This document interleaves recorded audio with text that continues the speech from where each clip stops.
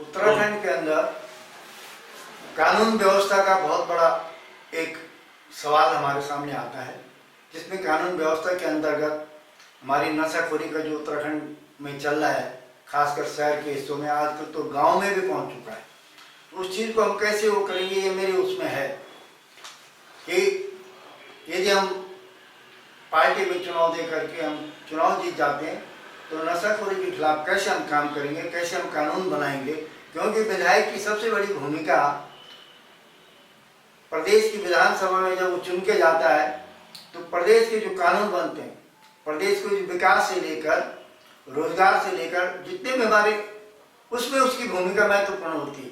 या आज के परिप्रेक्ष्य में हम देख रहे हैं कि आज का विधायक उस भूमिका कम निभा रहा है और ठेकेदारी की भूमिका में ज़्यादा है। तो वो ये भी एक बहुत बड़ा चिंता का विषय है कि हमारे जनप्रतिनिधि ठेकेदारी न करके उन जन समस्याओं के लिए कानून की बात करें।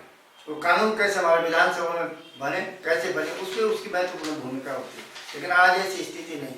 आज तो हमें विधायक निधि चाहिए, हमें तनख्वाह चाहिए, हमें वेतन चाहिए।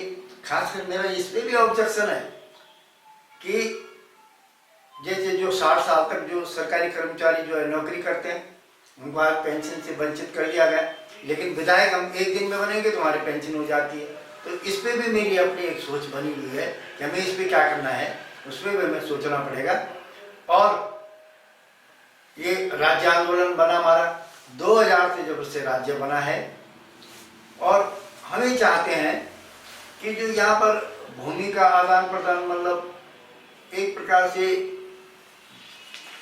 जो भूमि का दोहन हो रहा है, हमें चाहते हैं कि यहाँ पर हिमाचल पैटर्न पे भू कानून बने और उसके आधार पे हम काम करें। क्योंकि यहाँ का जो बेरोजगार है, यहाँ का जो निवासी है, अस्थायी निवासी, वो भटक रहा है बेरोजगारी के उसमें, क्योंकि उसके पास कोई काम ही नहीं है। क्योंकि जो वर्तमान सरकारें, उन्होंने सारी कंपनियां बंद कर दी, सरकारी रोजगार खत्म कर दिए। मैं आपको एक उस ओर ले जाना चाहता हूँ। 2014 में जब माननीय प्रधानमंत्री मोदी जी बने, 1400 पद हमारे पास थे आई सिविल सर्विस के। आज 7 और 800 में हम सिमट के रह गए। उसी तरह से स्टेट की बात मैं करता हूँ। त्रिवेंद्र जी जब कृषि मंत्री थे, पशुपालन मंत्री थे, उन्होंने क्या करा, जैसे विभागों का गठन करा, विभागों के गठन में उन्होंने जो छोटे छोटे पद थे, क्लास 3 क्लास 4 के, तो खत्म कर दिए और additional director, joint director, deputy director के पदों को बढ़ा दिया। एक तरफ तो हम खर्चे का बाहर करना चाहते हैं, दूसरी तरफ पदों को बढ़ा करके बड़े पदों के लिए भी उनके लिए कर्मचारी तो चाहिए, 4th क्लास में चाहिए, क्लास 3 में चाहिए। तो इससे भी हमारा बड़ा नुकसान हुआ है। अब आज वो मुख्यमंत्री बन गए, मुख्यमंत्री बन करके उन्होंने क्या किया, आप तमाम डोईवाला की सड़कों को आप खुद जाके देख सकते हैं कि वहाँ की सड़कों के क्या हालात हैं और कानून व्यवस्था की क्या हालात है।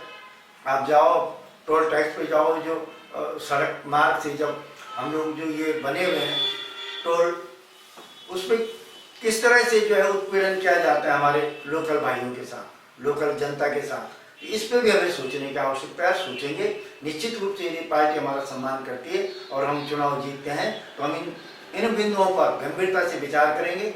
रोजगार से लेकर, सिंचाई से लेकर, महंगाई से लेकर और तमाम उन मुद्दों पर हम खड़े होंगे और काम करेंगे। निश्चित रूप से आप लोगों का सहयोग मुझे मिलता रहेगा। जय हिंद, जय भारत, जय उत्तराखंड। ठीक है। और